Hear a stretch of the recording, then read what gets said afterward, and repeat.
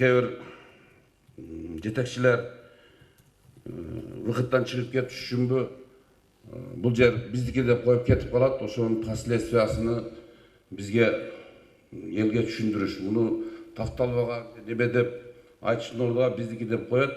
Картаны билбейби же ошол жерден кутулуп кетиш үчүн ушундай сөздөр болгон. Шунун аркасынан кийин ушундай элдер түшүнбөстүккө алып, ар жерде ушундай сөздөрдү чыгарып атат. Эми бүгүнкү күндө мына азыр сиз жакшы сөздү айтып кеттиңиз. Кейбирлер келип ушундай туура эмес сөздөрдү айтып, элди дүрбөлөңгө салып кетип атат деп. Мына сиз ушул тармакты тейлейсиз. Эмне үчүн сиз ушул кишилерди чакырып, сүйлөшүп, эмненин негизинде сен ошентип айтып атасың? Эмне үчүн сен ошол туура эмес сөздү, өзүң түшүнбөгөн сөздү элдерге ошону жеткирип атасың? Деп туруп, ошол эле жерге мына биздин укук коргоо органдары бар, чакырып туруп, ошол кишилер менен активдүү түрдө сүйлөшпөйсүңөр. Мен билем, алдың ала учурашыпсыңар. Ал жерде Назирбек Нарматович таркатышты, туурабы? Чек ара коому деген. Мен жакында эле көрдүм бир видеону. Такыр чек ара адиси катары элдин алдында сүйлөп атат да. Эмне үчүн ошолорго мындай активдүү түрдө чара көрбөйсүңөр? Сиз эми областтын жетекчисинин орун басары болуп. Биз чек ара коому менен Жеңиш Парпиевич байланышып туруп, аларды координационный совет уюштуруп чакырсак, алар келбей койгон. Кийинкисиде биз губернатор баш болуп ал жерде жолугушуп, Назирбек Нарматович бардык немелер түшүндүрүү берген аларгачы айтып. Ушундай неме, бирок тилекке каршы аларды эми бардык органдарда бар эле, бардык фиксация болгон, сүйлөгөн, уккандар кимиси не деп сүйлөп атканын. Эми мындай да, мисалы үчүн мен мисалы үчүн бул жерде болгондо мен албетте ошол митинг уюштурган жерине мен өзүм барат элем. Өзүм барып кана айтып берчи. Сен каяктан ушул маалыматтарды алып элге ушинтип айтып атасың? Жүр, кайра барайлы ошол жерге. Сен тастыкта бер деп туруп, ошондой жумушту кылыш керек да. Аларды угуп отура берет экенбиз да. Бул мынтты, бул антты, анан ушундай болуп калды депчи. Эми эл мисалы үчүн ар кандай, туурабы? Биз мындай да, биздин жетекчинин эң биринчи сапаты элдин кулагына жаккан сөздү сүйлөшүбүз керек. Чындыкты сүйлөшүбүз керек. Бул чындык ачуу болобу, ширин болобу? Чындыкты сүйлөсөң, ошондой элдин астында дагы, мамлекеттин астында дагы, өзүңдүн отурган кызматыңа дагы неме эртең эч ким доо келтире албайт да. Мына силер Кеңеш Каримович, мен ушул боюнча мен ачык айтайын. Сиз баш болгон, мына ошо колуңузда иштеген укук коргоо органдарыбы, айыл өкмөтпү, акимби, ошондой немелерди, ошондой чагымчылык күчтөрдү алып келип ошол жерде айтып атканыңыз, бул сизге чоң минус. Бул сиздин иштеп атканыңыздын белгиси.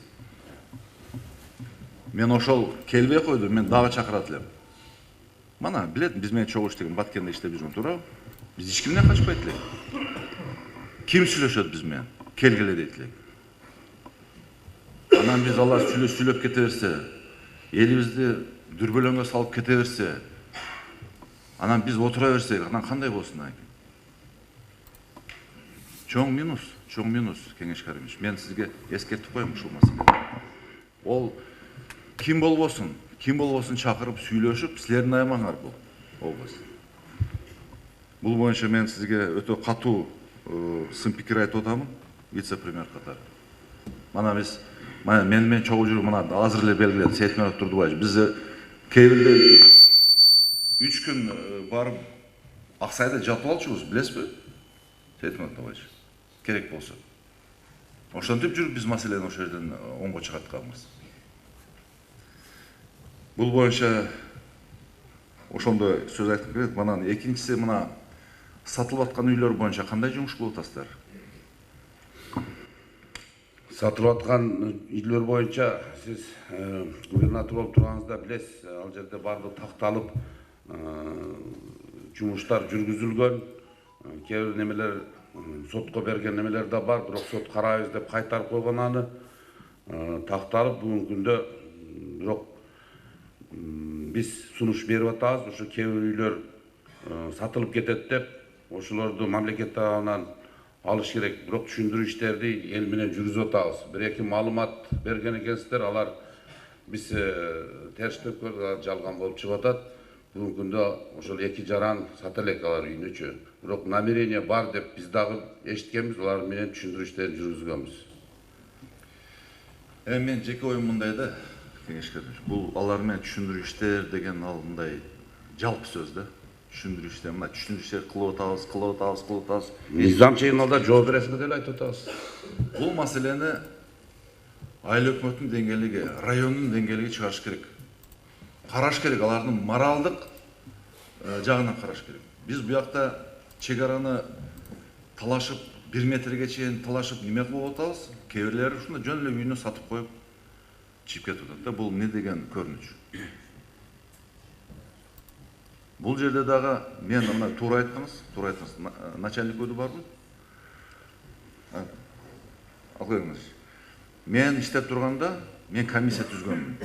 Ошо сатылган үйлөрдү тактап, ошолорду кайтарып алыш боюнча кандай жумуш кылыш керек деп туруп, ошол комиссиянын жетекчиси тергөө боюнча орун басар эле. Поднимите эти материалы. Поднимите, келгиле, отургула кеңешкарич менен, эмне кылабыз, кандай кылабыз? Мындай, эртең сатылат экен деп күтүп отуруп бериш керек биз. Биринчи жагы кеңешкан отураңыз.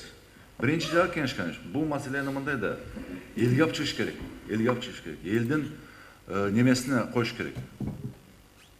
Чечимине коюш керек. Элибиз ачыш керек. Эмне үчүн сатып атасың? Мындай талаш болуп атат, мындай тартыш болуп атат тажик тарап менен. А сен үйүңдү сатып кетип атасың. Сатам деп атасың. Onu менен неме кылып атасың, баягы манипулировать кылып атасың. Ультиматум коюп атасың. Мына сатам, кетем, мындай кылам деп. Буну элге алып чыкпайсызбы? Айыл өкмөтү бар, айылдык кеңештин депутаттары бар, аксакалдар бар, ошол жердеги немелер. Алып чыгып туруп, мына элге салыш керек. Кандай бул? Бу жерде эми делимитация маселеси качан бүтөт, ону Кудай өзү билет. Кудай өзү билет муну. Урматтуу жетекчилер, айтып коеюн. Мен аны канча жетектейм, бунда Кудай өзү билет. Бирок азыр ошондой жумушту жасаш керек да.